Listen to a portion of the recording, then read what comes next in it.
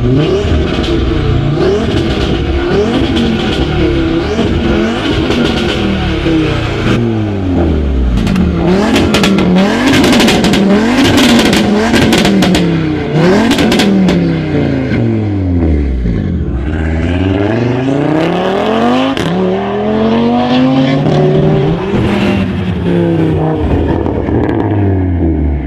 why it's best to do the swap with a donor car in mind.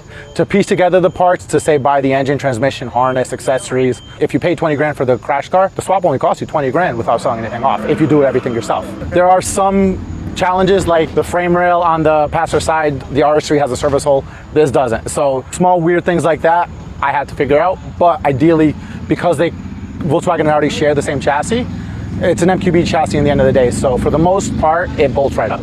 Weird stuff like AC lines that go from the firewall to the front of the engine have to be RS3 because the turbo elbow hits the Golf R1 and it's tighter on the RS3, so that has to be RS3. Weird things like that. The transmission on a Golf R is plugged in through the body harness, while on the RS3 is plugged in through the engine harness.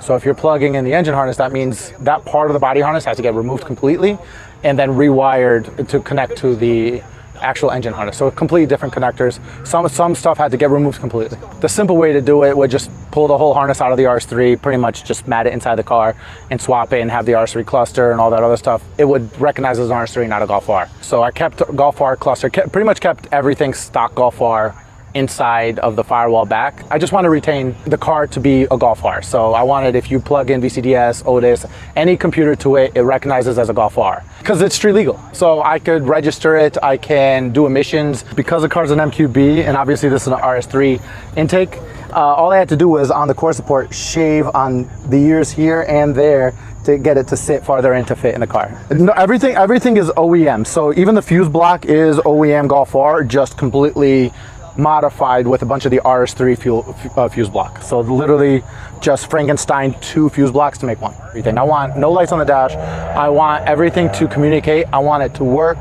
just like how it would be when I bought it from the factory, and just I want OEM. Pretty much it's exterior wise,